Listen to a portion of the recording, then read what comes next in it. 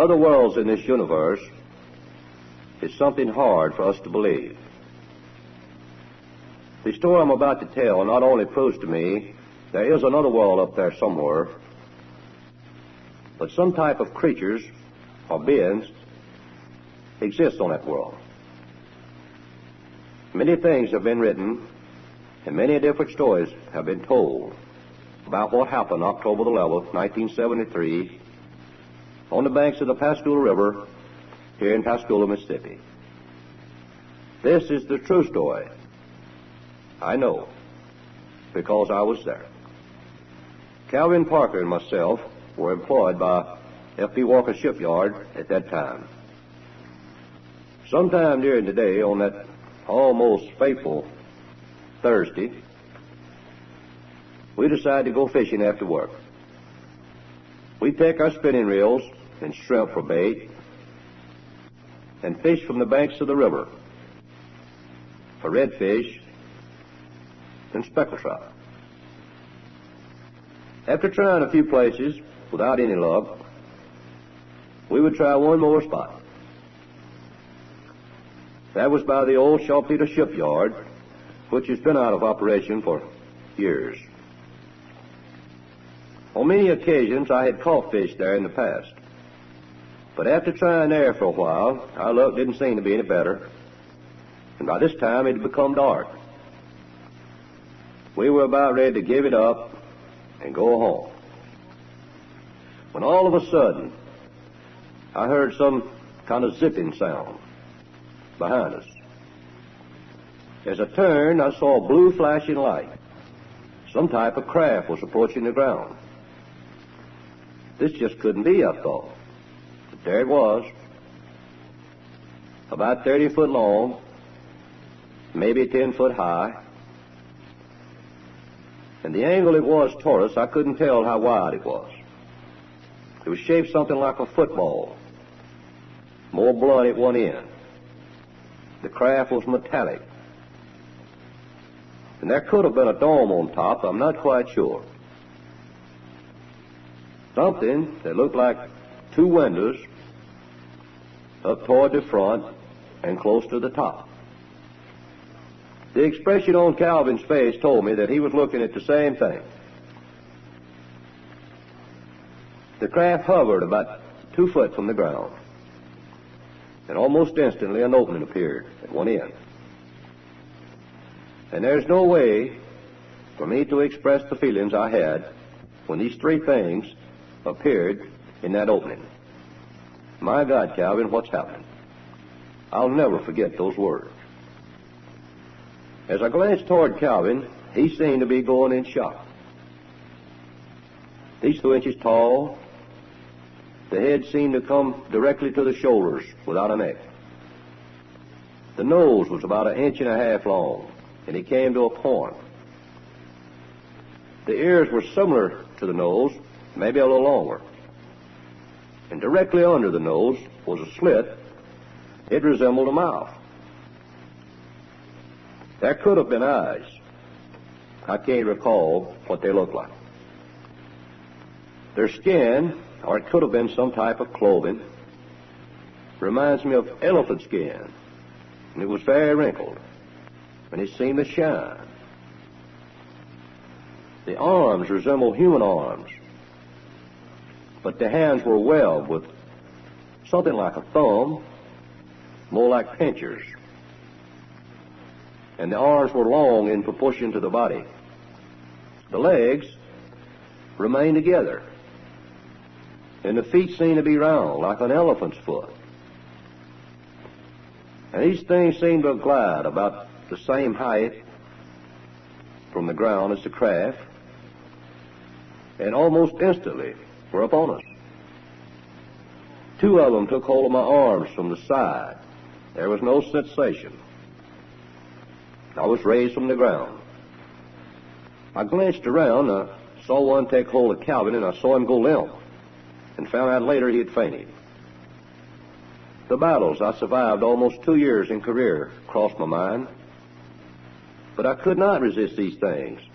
I could not move. As they were taking me inside the craft, all I could think of, they're going to take me away. The light inside the craft was almost blinding.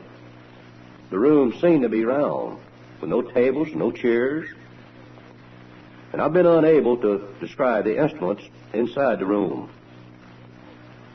The only one I can partially describe is the one they used to scan my body. It seemed to come out directly from the wall. I didn't see any attachments. There could have been one. It was between 6 and 8 inches in diameter and oblong. The end focused on me was a different color or a different type material than the rest of it. It resembled a big eye. These things held me while this eye scanned my entire body. And it seemed to linger more at my head. And I noticed these things were careful not to let the eye focus on them. I have no way of knowing why. Then they left me suspended there for what seemed eternity, but it couldn't have been more than a few minutes. I kept thinking, what are they going to do with me? If they take me away, will anyone ever know what happened to me? But they came back, took hold of me, had me back outside, and led me to the ground, almost the same spot they'd taken me from. When my feet touched the ground, my legs gave way. They seemed to be weak, and I fell. I saw Calvin about this time. He was standing with his arms outstretched. He was in shock. I was trying to get up and make my way toward him when I heard this zipping sound again. I turned around. There was the blue flashing lights, and almost instantly the craft was gone. I couldn't believe it. We had encountered something that had to be from another world, and hopefully without any physical harm. But I had no way of knowing at that time how it would affect us mentally in the days and nights to come. No one will ever know the after effects of this encounter with something from another world. The almost sleepless nights, the terrible nightmares when I do sleep. Without the love and understanding from my wife and kids, I don't believe I could have survived. The many friends and concerned people throughout America that has talked to me personally, or have written letters, or by telephone or telegrams, a big majority of these people, these responsible people, have seen UFOs.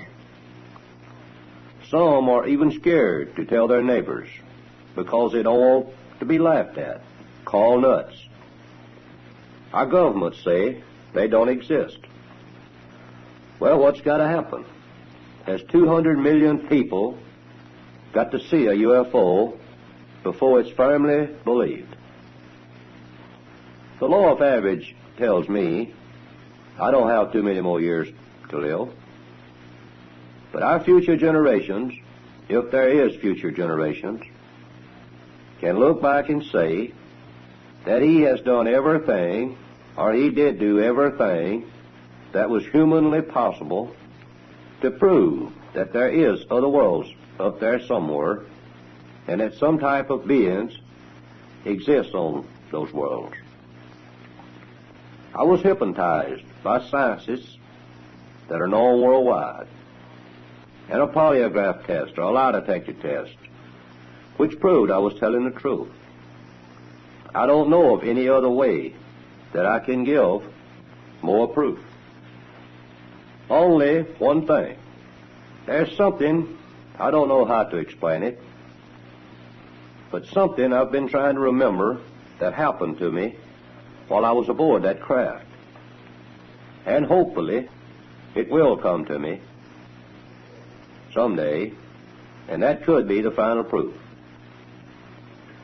I believe in God, and I have become to believe now that God, in all His greatness, that would create a universe so vast. There's not an end to it that we know of. And why do we think that he would put life on this one little world with all those other worlds up there? I know there's believers and non-believers. To the believers, I hope you never have to go through an experience like that. To the non-believers, it might take an experience similar to that. And here is something else that's even harder to believe. I have been contacted by these things through my mind since the Pascagoula River encounter. And I believe I will come in physical contact again with them in the future. I believe these things are making preparations to communicate in some way with our government. Only time will tell. When these things happen, people will look back and say, well, he was telling the truth. I'm Charles Hickson.